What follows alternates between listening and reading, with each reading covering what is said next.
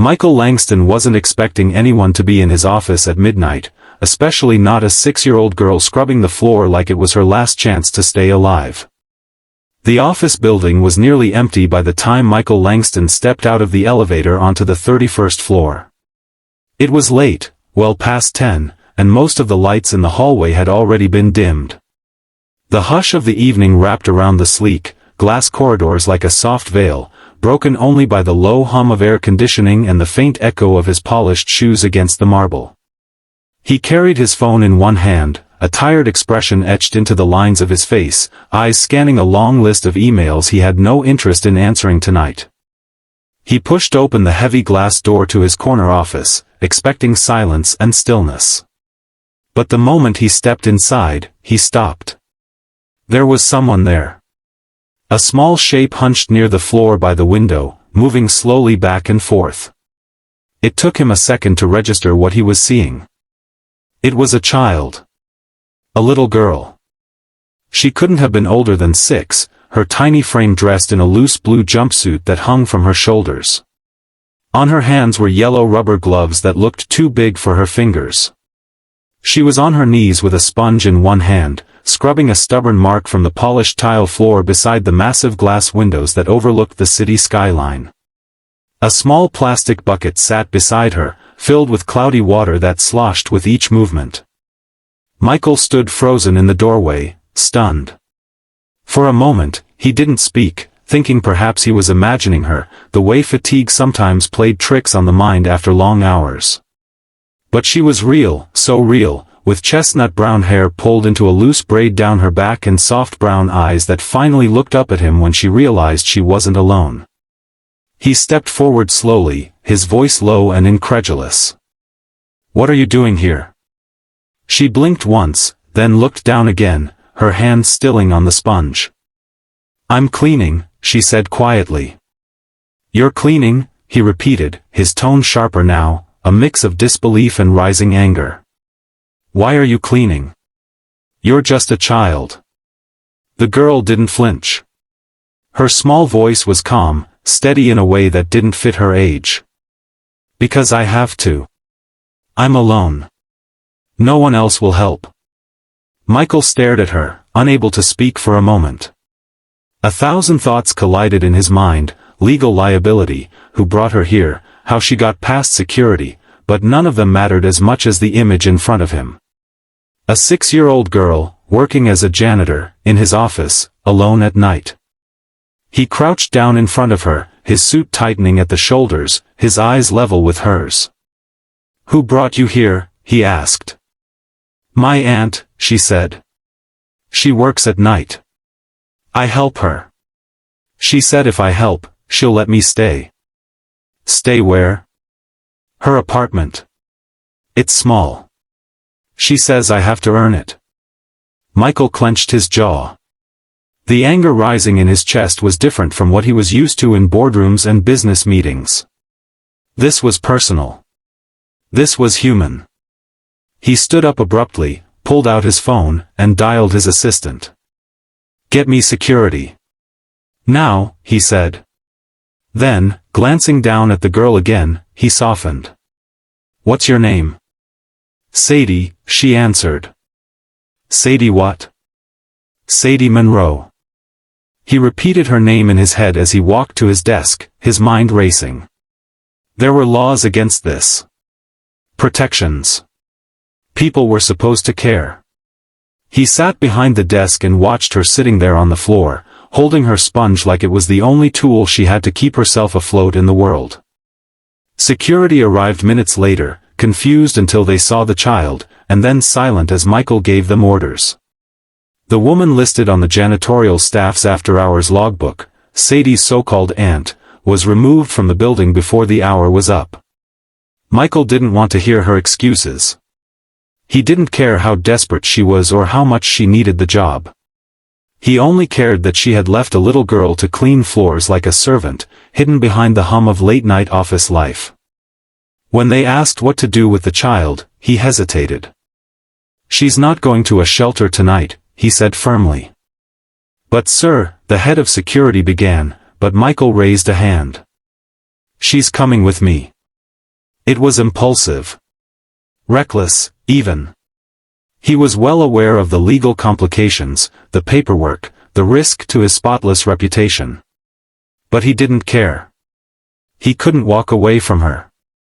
Not after what he'd seen. That night, Michael Langston, a man known for keeping everyone at a distance, took home a child he'd never met, simply because she had looked up at him with eyes too tired for 6 years old and told him she had no one. And somewhere deep inside him, something cracked open. Something he thought had long since turned to stone.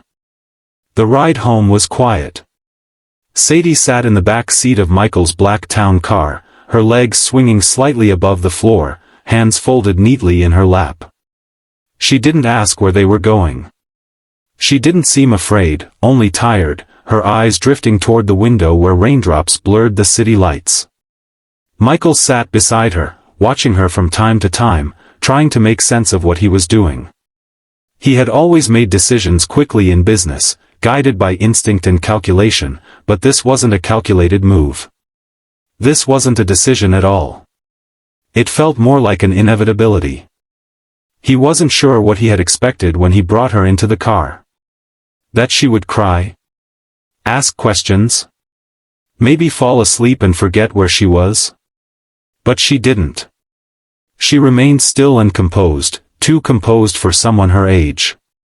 The silence between them wasn't uncomfortable, just heavy, like they were both aware they had crossed an invisible line neither of them fully understood. When they arrived at his penthouse, the doorman gave him a curious look but said nothing. Michael led Sadie through the marble lobby and up the private elevator, the quiet hum of motion filling the space between them. Once inside, she followed him down the hall without hesitation, her small sneakers squeaking lightly against the hardwood. He stopped in front of the guest bedroom, the one he hadn't used in years, and opened the door. The room was clean but plain, white walls, a simple bed, a small dresser, and a reading lamp. "This will be your room for now," he said, unsure of what tone to use with a 6-year-old. "If you need anything, just knock. I'll be across the hall." She nodded once and walked inside, her eyes scanning the space with a kind of quiet efficiency. She didn't ask for toys or a story or a glass of water. She simply sat on the edge of the bed, folded her hands in her lap, and looked at him. "Thank you," she said softly. He blinked, caught off guard by her calm. "You're welcome." She didn't say anything else, and neither did he. After a moment, he closed the door gently behind him and stood in the hallway, exhaling slowly. He didn't go to his room. Instead, he walked into the kitchen and poured himself a glass of scotch. The city sparkled outside the floor-to-ceiling windows, indifferent to the shift that had taken place inside his home. He leaned against the counter, sipping slowly, trying to reconcile the man he was supposed to be with the one who had just brought a stranger, a child, into his home. The next morning came earlier than expected. Michael, usually up by 6, was already dressed and working through emails when he heard soft footsteps in the hallway. Sadie appeared in the doorway of the living room, dressed in the same blue jumpsuit she'd worn the night before. Her hair was messy, but her face was clean. She looked small against the vastness of the room, but she stood with a quiet dignity that made her seem older than she was. "Good morning," he said. "Good morning," she replied. "Are you hungry?" She hesitated. "Yes."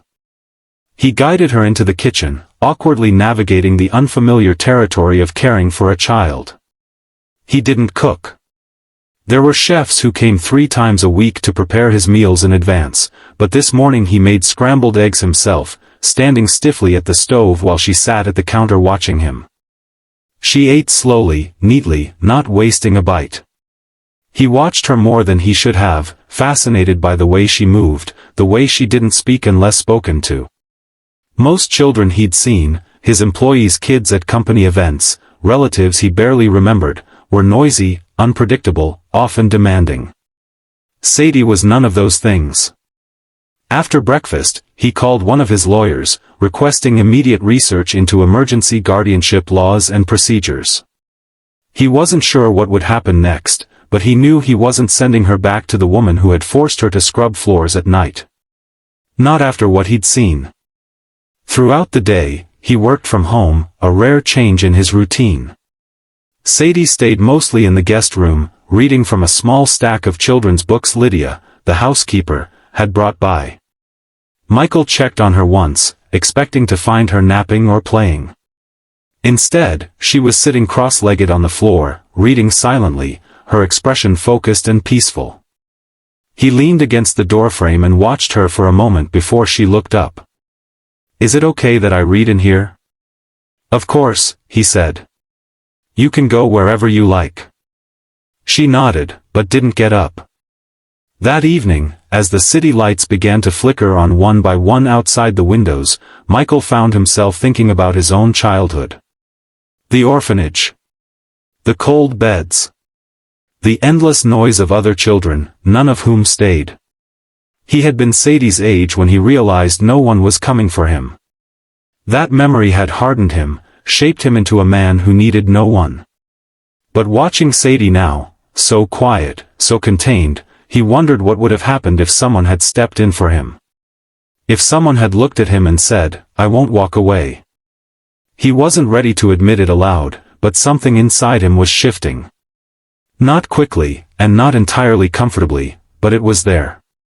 That night, before she went to sleep, she walked to his office door and knocked once. He looked up from his laptop. "I brushed my teeth," she said. "And I washed my hands. Do you want to check?" He smiled, almost despite himself. "No need. I trust you." She looked surprised. Then she nodded and turned back toward her room. "Good night, Sadie." "Good night, Michael." He sat in the quiet after she left, staring at the open document on his screen, the numbers and projections suddenly feeling meaningless. For the first time in years, the work didn't hold his full attention. There was a child asleep down the hall who didn't belong to him, not yet, but somehow already did. And he wasn't sure what that meant. But he knew he couldn't ignore it. Michael Langston wasn't used to someone else's presence in his home. His penthouse had always been a fortress of solitude, silent, controlled, sterile. For years, he had taken comfort in that silence, convincing himself it was peace. But now, with a child down the hall, the quiet felt different. Not oppressive, exactly, but watchful. As if the walls were waiting to see what he would do next. The following days passed in a haze of adjustment. Sadie continued to surprise him with her quiet routines, her lack of complaints, and her strange, almost unsettling maturity. She woke early, made her bed perfectly, and always waited for permission before touching anything that wasn't hers. She was polite, careful, and unerringly self-sufficient. Michael watched her, fascinated and troubled. It was obvious that this wasn't just a well-behaved child, this was a child who had learned not to be a burden. He couldn't stop thinking about that night in the office. The image of her, on her knees with rubber gloves and a sponge, haunted him. No child should ever know what it feels like to work to earn their right to sleep under a roof. It stayed with him in meetings, during phone calls, even as he reviewed contracts that once consumed his full attention. The sharper part of his mind told him this situation needed a resolution, a legal path, a clear plan. But the quieter part, the one he'd ignored for years, told him not to rush, not to hand her off to the system that had already failed her once. One evening, a few days after Sadie had arrived, he found her sitting alone in the living room. The television was on, but muted, playing some animated film. She wasn't watching it. Her knees were drawn to her chest, arms wrapped tightly around them. He stood in the doorway for a moment before walking in and sitting on the armchair across from her. "Is something wrong?" he asked. She shook her head. "Are you sure?" She nodded, but after a pause, she said quietly, "Do you think they'll make me leave?" The question hit him harder than he expected. She didn't look at him when she asked. Her voice wasn't desperate. It was resigned, like she had already accepted the possibility and just needed to prepare for it. I don't want to leave,